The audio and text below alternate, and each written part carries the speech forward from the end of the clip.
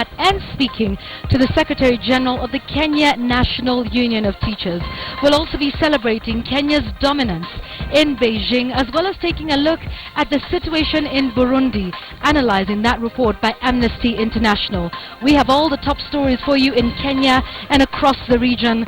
This is KTN Prime. My name is Yvonne Okwara Matole.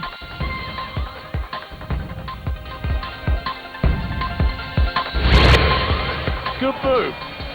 They hit the... It's not one, but 2 gold medals for Kenya in Beijing.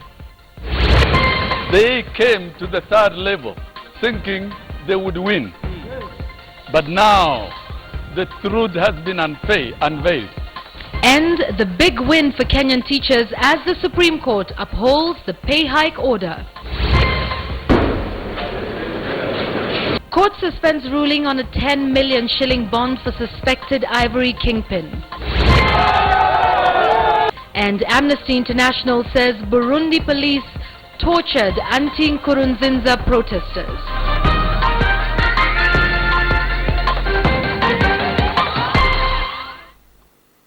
Thanks for joining us on the program tonight. Our sign language interpreter is Maresha Awiti. We want to start in Nairobi, Kenya, where the Supreme Court has upheld a Court of Appeal ruling directing the teachers' employer, TSC, to pay them a 50 to 60% pay rise until its appeal challenging the increment is heard and determined. The top court in the land declined to grant the Teachers Service Commission's request to suspend the Court of Appeal order. Betty Kialo reports. The Supreme Court dismissed an application by the Teachers Service Commission seeking to bar the awarding of 50 to 60% pay rise. What this means is that a TSC will now have to pay teachers increased salaries in arrears, even as the Court of Appeal listens to TSC's objection of the pay rise. Application dated 3rd August 2015 is disallowed. The applicant shall bear the cost of the first and the second respondents, while the third and the fourth respondents shall bear their own cost. And these are our orders. Point that this court lacks jurisdiction to entertain an application challenging the exercise of discretion by the Court of Appeal under Rule 52B of that court's rules of 2010, there being neither an appeal nor an intended appeal pending before the Supreme Court. Jubilation rented the air at the Supreme Court Monday morning. A different tune this time round. They finally won. Our people, united, shall never be defeated. A victory that will be written on Kenya's history books, at least for now, and one that may see teachers go back to work come September.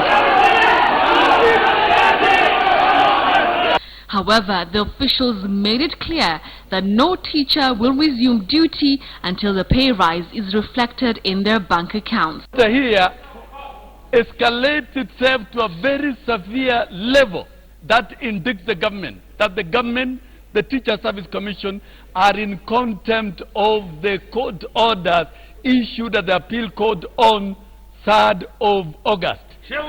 And therefore, moving to the next level, Teacher Service Commission should pay all the arrears and all the salaries of teachers. This is the supreme joy of teachers of this country. The courts have stamped the authority and we have seen the rule of law. Let us remain steadfast because the war has just started. Teachers across the country welcomed the ruling, saying it was time that teachers be appreciated. Katika nyongezo hii kidogo ambaye hatusemi inatutosha, lakini inatusaidia kidogo. Hii sasa itatusaidia sisi tusongeshe sasa maisha kama Wakenya wengine, kwa sababu sisi tulikuwa tumekiona kama sio Wakenya. Walimu watapata morali kwa sababu wakati ya kwanza mshahara ni kidogo, watoto walikuwa wanakaa nyumbani hawapati masomo ya secondary na university, watoto wa walimu hawapati hospitali. Sasa kama sisi tumepata hii ushindi, angalau kidogo utasaidia sisi. Now it's up to the TSC to effect the pay increase days after it disbursed August payments to teachers' accounts. Betty Kialo, KTN News. And that supreme win by the teachers brings us to a big question tonight on KTN Prime. We're asking you, is the government justified to say that there is no money for the teachers' pay hike? Remember, the Teacher Service Commission went to the Supreme Court saying there wasn't enough money, and of course challenging that decision by the Court of Appeal, asking them to pay even as their appeal case is heard. And so tonight we're asking, is the government justified to say that there is no money for the teachers' pay hike? Please do send in your comments at KTN News, at Yvonne Okwara. Use the hashtag #TeachersWin. You can also send us a text. The number is 22155. Now, it's a big win, or is it? Will the teachers get their pay? We want to now trace the clamor for teachers' pay over the years and just take a look at the history of their clamor for better pay and better remuneration for themselves. Now, in Kenya, the first strike that took place was in 1962, and this was done even before independence. Now, since then, there have been over 12 nationwide strikes across the country. But we want to highlight some of the key ones, and this is where it all began, 1997. Many will remember that the person at the helm of the Kenyan National Union of Teachers at the time was Ambrose Adongo. They were asking for 300% pay rise at the time. They were led by, like we said, the late vocal trade unionist Ambrose Adongo, and this was famously known, for those that will remember, in Kenya as the Adongo holidays. They lasted quite a bit of time. Now, it's important to note that 1997 was an election year. And so, of course, a lot of politics got muddled up into the teachers' demand for a pay rise. Then President Daniel Arap Moi said this was something that was orchestrated by the opposition. However, a president's committee sat down, a deal was reached, and the teachers returned to work. But later, a year later, and I want you to note as we go ahead the months, the specific months. It's quite strategic when they choose to go on strike. So October 1997, a year later, in 1998, the teachers were back at it again, saying that deal of 1997 was not met. The pay that they were promised was not given, and of course they then went on strike again in October 1998. Let's fast forward to, again, note the month of October 2002. This strike lasted 2 weeks. Again, the teachers made reference to the pay deal in 1997 at that point. The union went on strike then. The ministry at the time for education, Henry Koskei, tried to take some tough measures by threatening to sack all teachers. Of course, this did not go down well. Learning was paralyzed for 2 weeks. Now, in January 2009, this is what was known as the mother of all strikes. 8 million children were affected. By this time, of course, free primary education had kicked in, so you can see the numbers there quite high.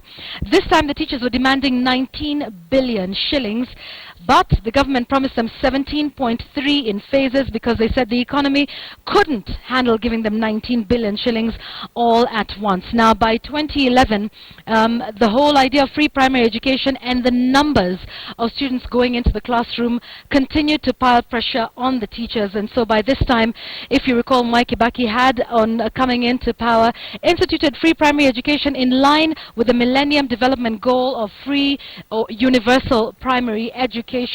And so another strike then, of course, September 2011, and that's what they were lamenting there. Inadequate staffing. Teachers were handling classes of up to 50 students at a time or more. Of course, this was due to the free primary education. Now, 2 years later, and remember we're highlighting the big ones. 2 years later, July 2013, teachers went on strike for 24 days. Again, the 1997 pay deal, the teachers have continued to say, has not been met to date. The industrial court ruled this strike illegal.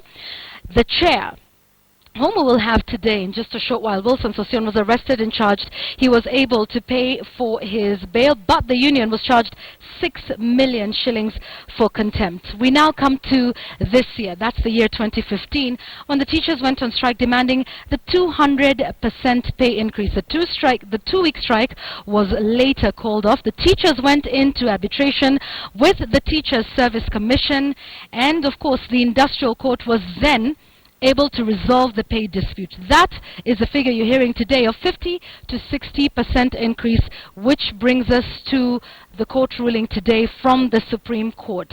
Now, in a government report that was released earlier this year by the Cabinet Secretary Kaimenyi of Education, he lamented the teachers' strike. Now, these are some of the comparisons that he gave of teachers' pay in the region, just for comparison's sake. Now, he says in 2013, apparently, teachers were earning almost double what their compatriots were earning in other countries like Uganda, Tanzania, and Rwanda. So here are some figures for you.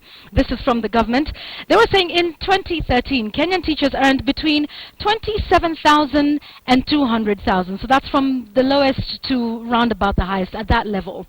Now, they say the Tanzanians, the average is about 13,800, far less than 27,000. If you take a look at some other figures for other countries, Uganda is one of them, an average of 9,384 compared to the 27,000 shillings of Kenyan teachers earned by Kenyan teachers. And in Rwanda, that average is 8,372. This is according to a government report by Professor Jacob Kaimenyi there, just talking about how Kenyan teachers are perhaps earning more than their compatriots and saying their continued clamor for an increased pay is not fair. So, what happens next? That is the question we will be asking Wilson Sossion, who's the Secretary General of the Kenya National Union of Teachers there, and we'll be tackling some of those issues as we continue with our focus on education in Kenya. But we want to talk about another group of people that were winning in the country. So it's not just the teachers at the Supreme Court. It was a winning note as Kenya's dominance in middle and long distance races continued in the ongoing World Championships in Beijing, China, as the country bagged 2 gold medals.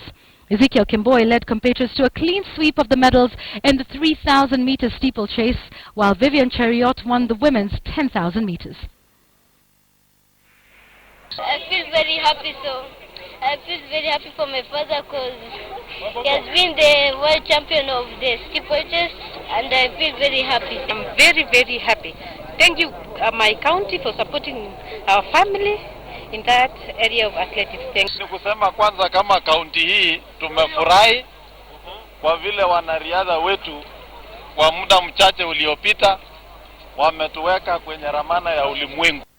Congratulations are in order for the Kenyan team. Let's take you to Burundi now, where it's alleged that security forces used acid and iron bars to torture those opposed to President Pierre Nkurunziza's third term in office. Amnesty International has released a report detailing how the state of Burundi used torture to force confessions from people arrested for reportedly taking part in demonstrations to protest the president's third-term bid. Ben Kitili takes a look at that report.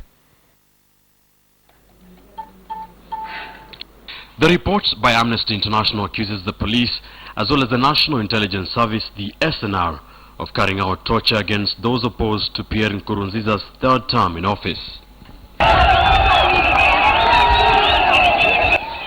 The report indicates that the alleged torture began almost at the same time when protests broke out in the Burundi capital Bujumbura in April this year.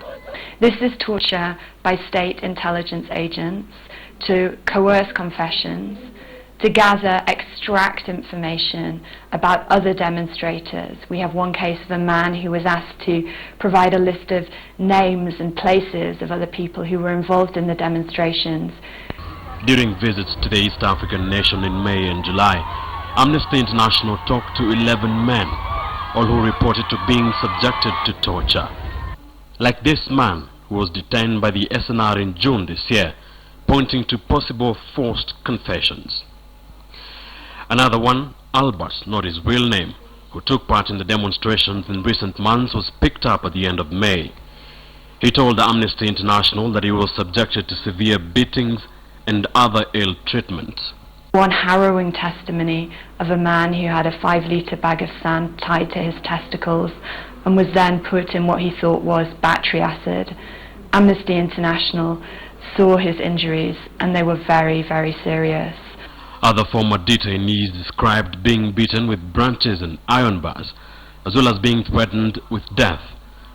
Most of them had been picked from areas that were considered as being opposed to Nkurunziza. all the interviewed men were detained between April and August. Amnesty International also spoke to 2 policemen who reportedly confirmed the testimonies of the former detainees. Some of the demonstrators, opposition supporters, a human rights activist and a journalist whose cases are documented in the report were arrested solely for exercising their right to freedom of expression. It's absolutely essential now that regional actors intensify their efforts to try and resolve the situation in Burundi. Pierre Nkurunziza was sworn in for the controversial 3rd term Thursday in a surprise short notice ceremony and with no foreign head of state present. Nkurunziza's 2nd term was set to expire on August 26th. Ben Kitili, KTN News. Let's remind you of our big question tonight, and we're focusing on the big win by teachers at the Supreme Court today. We're asking you, is the government justified to say that there is no money for the teachers' pay hike? Please let us know your thoughts. SMS us on 22155, start with a yes or no, and please leave us your name and your location, and you can also tweet us at KTN News, at Yvonne Okwara. Now, let me take a look at one tweet here from Sylvester Aura. It says, public servants ought to unite and vote in a responsible government that heeds their call, not in strikes. The hashtag we're using tonight is Teachers Win. Keep your views coming. We'll continue to sample them throughout this bulletin. One-on-one with Kenya National Union of Teachers Secretary General Wilson Sossion.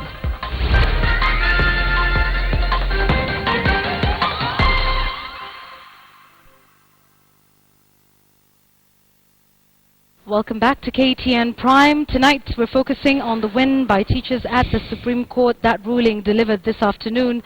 And we have the Secretary General of the Kenya National Union of Teachers, Wilson Sossion. Thanks for your time this evening. Let's get your reaction to the Supreme Court ruling, coupled with the fact that you had mentioned that you were going to go on strike regardless of the outcome of the Supreme Court ruling. So your reaction to that and what happens now? Yeah, the ruling by the Supreme Court today was indeed quite historic, because our first contestation was the jurisdiction of the Supreme Court to entertain the appeal by the Teacher Service Commission, whereas the same employer had filed an appeal at the Court of Appeal for what we call interlocutory orders. And we are indeed very pleased that the Supreme Court has declined to entertain the application by the Teacher Service Commission, because indeed under the law it lacks jurisdiction, and therefore that means the ruling of the Court of Appeal remains in force. That's a great excitement for us, because we did not take the Teacher Service to court. It is the Teacher Service Commission and government that took us to court, and we submitted ourselves to the court process and to the rulings. But contrary to our expectations, the Teacher Service Commission and the government has been shifting the goalpost and taking us from one court to the next. I believe this has been the final nails that we've hammered in this whole contest. But and therefore, Sossion, there is still the case at the Court of Appeal. Well, yes, indeed, there is a court at the Court of Appeal. There is a court of the case in the Court of Appeal. We are alive to that fact. But you know, as it is at the moment, Teacher Service Commission is in contempt of the proceedings at the Court of Appeal, because one, it has gone ahead to process the payroll without factoring in the salaries as ordered. So by teachers have the already Court of been Appeal. paid earlier than usual, because you said if it doesn't reflect... Earlier than usual. How do you pay teachers on 20th? Yet the same employer has always delayed payment of salaries up to 10th. And you read mischief into that? That was a calculated mischief to defeat the cause of justice in the courts. And TSC is nailing itself openly and squarely in broad daylight, because one, the ruling was very clear that if TSC does not pay the basic salaries 50 to 60% as conditional stay, granted to them, then it would lose the entire application, and therefore Alright. it is obligated to pay not only the 50% basic salary, but also the arrears with effect from 1st of March. That is what it stands, because TSC is in contempt. Why did you proceed to prepare the payroll without getting orders from the Supreme Court? All right. So what next? The month is already over. You've been paid earlier than usual. It is the a court Supreme order. Court has made the It ruling. is a court order. It is a court order that is not new. It's a court. It is a court order that sustains the ruling of the Court of Appeal, which Teacher Service Commission is properly advised by its own legal team and also by government. Whether they prepare 2 or 3 payrolls in the month of August, that is material to us. And if they don't, so therefore, they must move back, recall the payroll, redo the payroll, pay teachers as ordered, and that is the only thing that will take teachers back to class while we move to cite them on contempt. And we will do it. We have since instructed our lawyers to write to the Teacher Service Commission, to write to Treasury, and that I believe has been done as by now. So really, in this whole matter, we are following the law, we are following the Constitution, and we have written to TSC. And therefore, they have the capacity to recall the payroll. They should. We have seen them. We saw them in the month of July. The same employer reopening the payroll after the 25th day of the month and paying their staff to mutilate and hack the register of union membership. Therefore, today is the 24th. Therefore, they should recall the payroll, correct the payroll, pay teachers. And if they don't, you're going to go to court and cite them for contempt? Are you going to go on strike? Will schools reopen in September? Of course, schools are not reopening if teachers are not paid. That's a fact for sure. And that doesn't need to be re-emphasized. So, Teacher Service Commission, wherever you are, wake up, rise to the occasion, and tell us tomorrow that you've recalled the payroll, you've corrected the payroll, and you've factored in the 50-60% as ordered by the courts while we move forward to cite you for contempt. Okay. Let's talk a little bit about the TSC itself, saying they don't have the money to do so and that this pay increase was not factored into the 2014-2015 budget. They must read the Constitution. It is not the business of TSC to avail money. Money is in the Consolidated Fund, and the Consolidated Fund is not run by TSC. Teacher Service Commission, their only duty is to write to the Treasury and the National Assembly to avail money. And you have said you don't believe they've done that. They've not done that. That's a fact for sure. And therefore, masquerading as spokesman of the Treasury and Parliament is a constitutional mistake. And that's why we've told the chair and the commissioners, comply with the Constitution. The Constitution directs you to write to Parliament to ask for money. Once the ruling is granted by the courts, the honorable duty that Teacher Service Commission has to do is to write to Treasury and write to Parliament. It is Treasury and Parliament to say that there is no money. And we've been to Parliament, and Parliament are saying very clearly that TSC have not written to them. So it's not their business to tell us whether they have money or not. Money is not owned by TSC. Money can only be released by the Treasury. It can be approved by Parliament. And Parliament have assured us that they will prepare supplementary estimates to cover this. And we know too well there is money in the Consolidated Fund. And that is where TSC is supposed to get money. It's the business of Treasury to tell us that they don't have money, but not Teacher Service Commission. In your view. All right. Let's talk about, taking a look at it in the region.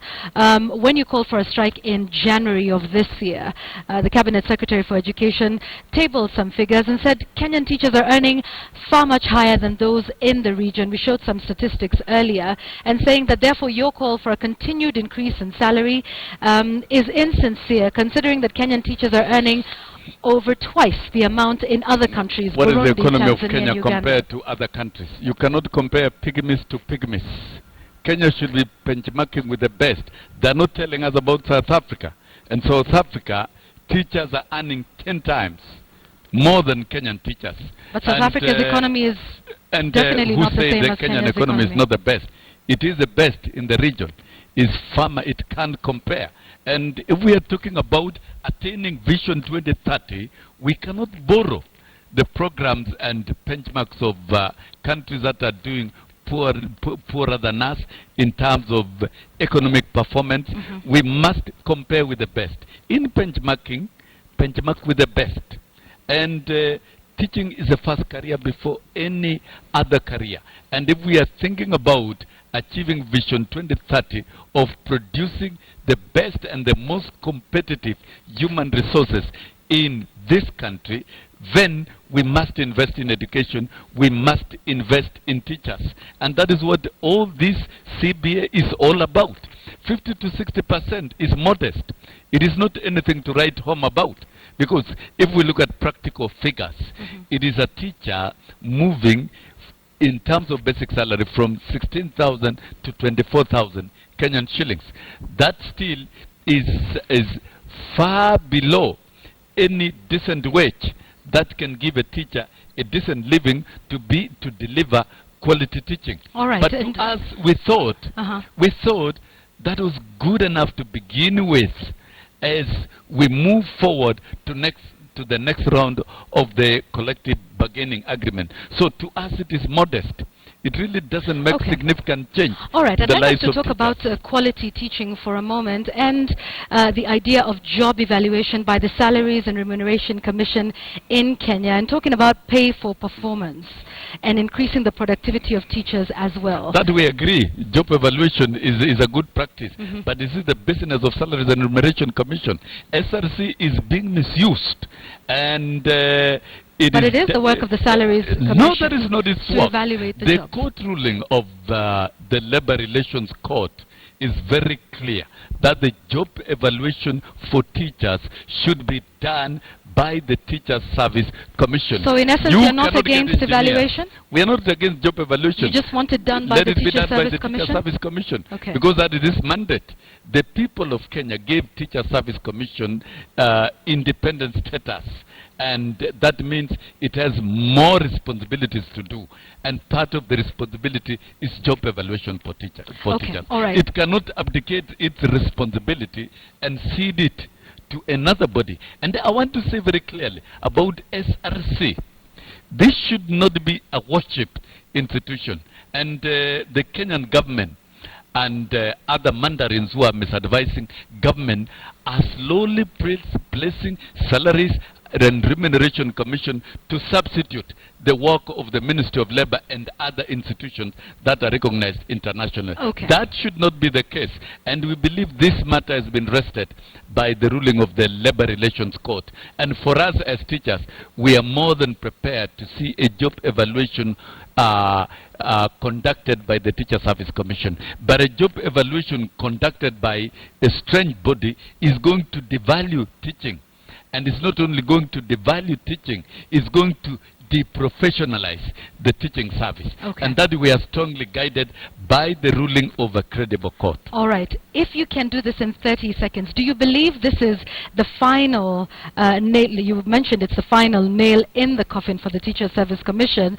But we have had strike after strike since 1962, Wilson. Do you think this Supreme Court ruling today will finally end the tussle between yourselves and the ruling in Commission? the Supreme Court, in a nutshell, upholds the ruling of the Court of Appeal, and it does uphold the ruling of the Labor Relations Court. So these are 3 consecutive rulings in a space of 2 months that are consistent. And I believe for this matter, at this point where we stand, it is a proper nail that government must read, and also we are telling government now comply with the court orders. They told us in January to comply with the court orders. Now comply with the court orders. And I want to believe this is a beginning. You see, what we are fighting for is a collective bargaining agreement. The teachers of Kenya have never had a CBA since the creation of this world. This is the first CBA we are fighting for, and under the banner of the new constitution. And once we have this new CBA in place, the other CBAs within the circles, as prescribed by the various legislation and as prescribed by the constitution, will be easy. And therefore, there will be lesser crisis in the sector. We will have a more motivated teaching force. We will be able to attract and retain teachers. And therefore, I can assure Kenyans that the quality of teaching and the quality of teachers will be very competitive. Okay. All right. I think that's a good place to leave it at that. Wilson Sossion, thank you very much. He is the chair of the Kenya National Union of Teachers, the Secretary General of the Kenya National Union of Teachers, joining us today discussing that ruling by the Supreme Court. So we wait and see what happens come the third term in schools here in Kenya. I want to take a short break right now on KTN Prime. We'll be back with more.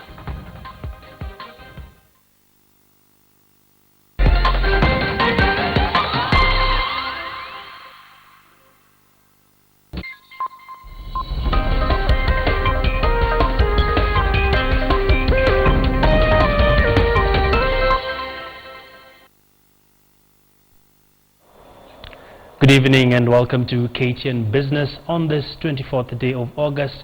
We begin with a story that the central bank has approved the liquidation of Dubai Bank just 10 days after the bank was put under receivership. In a statement, the central bank said the bank had to be liquidated given the magnitude of weaknesses of Dubai Bank Kenya Limited. Among these are liquidity and capital deficiencies, which meant Dubai Bank could not meet its financial obligations. The central bank has appointed the Kenya Deposit Insurance Corporation to be the liquidator of Dubai Bank, and now the bank's 7,000 customers who held some 1.7 billion shillings in deposits will be paid up to a maximum of 100,000 shillings per depositor. Any balances above this amount shall be paid as and when the liquidator accumulates enough funds by selling assets or recoveries from outstanding loans and debts.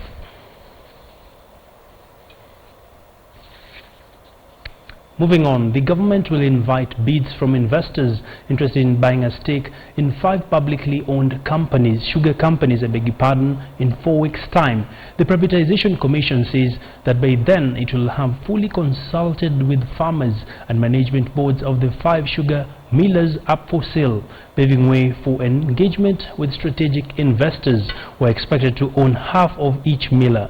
KTN's Charles Kitonga has more.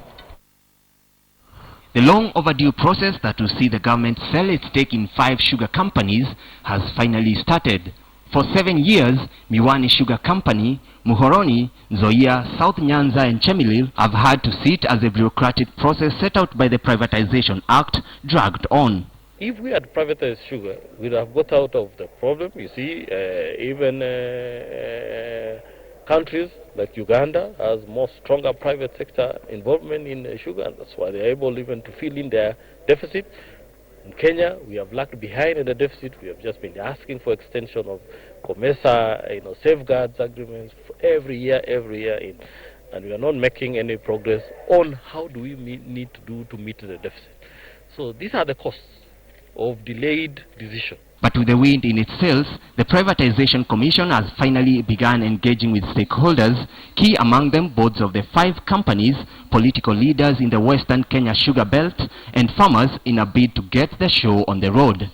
The engagements are meant to iron out outstanding matters in regards to the privatization strategy. As it stands, 51% stake in each of the farms will be sold to a strategic investor, 24% to farmers, and the government will keep 25% with an option of selling later through an IPO.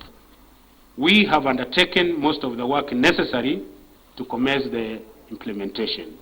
However, as the government prepares to invite bids from interested parties, investors are taking issue with the lack of capacity in the millers. Most of them have been operating at 30% efficiency for years, which has raised production costs and reduced revenues. We need to look at other ways of improving efficiency, especially around transportation costs that the farmers have complained a lot about.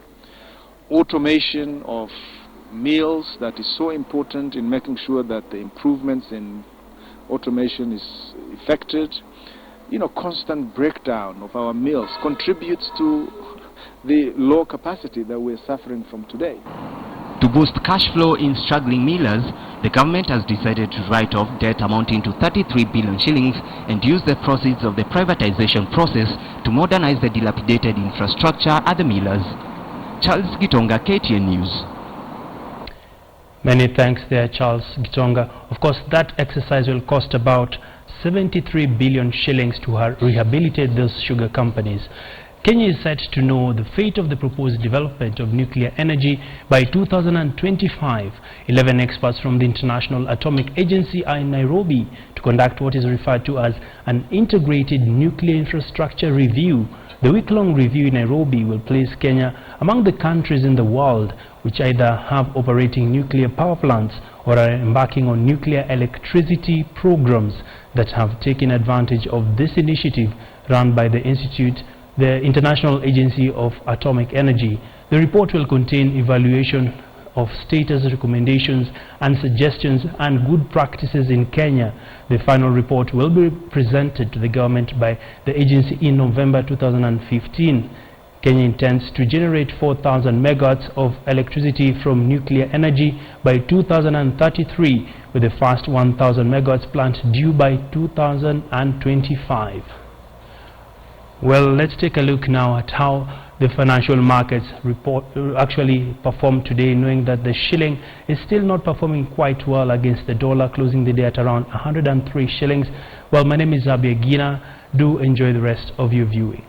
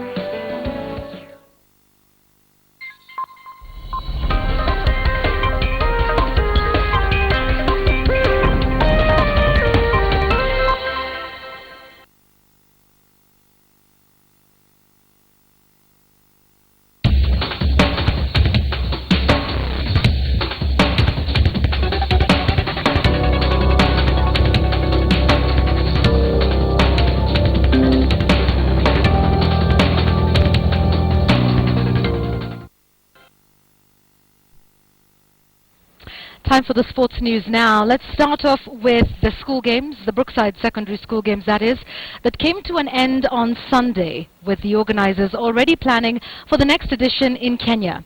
And as Robinson Okenya reports now from Rwanda, it was a success for Kenya as the country bagged the overall title. The 14th edition of the Brookside East Africa Secondary School Games presented talented youngsters from the region with an opportunity to showcase their talent in the competition that saw no defending champions successfully retain their title. And with the new sheriffs in town, the sponsors of the annual regional showpiece are looking forward to awarding players who had eye-catching performances with scholarships. The brains and bronze will be joining a boot camp later in the year where selection will be done. This whole scholarship that they'll be getting from Strathmore is based on both performance and academics. But so far they are quite impressed with the Kenyans, with the Rwandese, the Tanzanians. I mean, it's open. With the games bringing students from across the East African region together, the organizers of the tournament feel the games have achieved an even greater objective of bringing the East African region together. With the levels of competition witnessed in this year's edition commendable, the organizers view the games as the perfect training ground for future champions. The objective is to help in achieving the East African community, and the East African objective, so that now you'll find that the students have visited the different countries, learned the different cultures. With next year's championship being held in Kenya, Brookside are looking forward to making them bigger than this year's. Robinson Okenya, KTN Sports.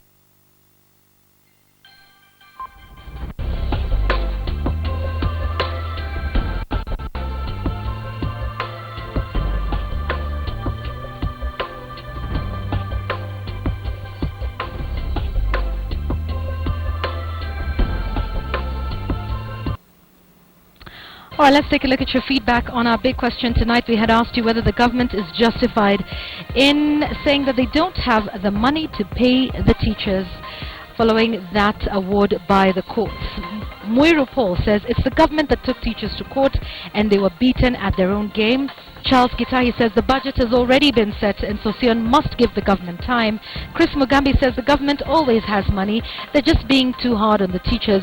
Miruka Malachi on Twitter says a win for teachers is a win for the nation. Michael Wafula says no money. Last time I checked, I'm being taxed right, left and center. Pay up. And finally, Aika Langele says if Kaimeni is comparing the pay of teachers in the region, why not compare the MP's salaries? Those are your views tonight on KTN Prime. We thank you for participating in the big question and for watching the show. Thanks for watching. My name is Yvonne Okwara Matole. I'll be back in just a few minutes with the day's top stories right here on KTN News.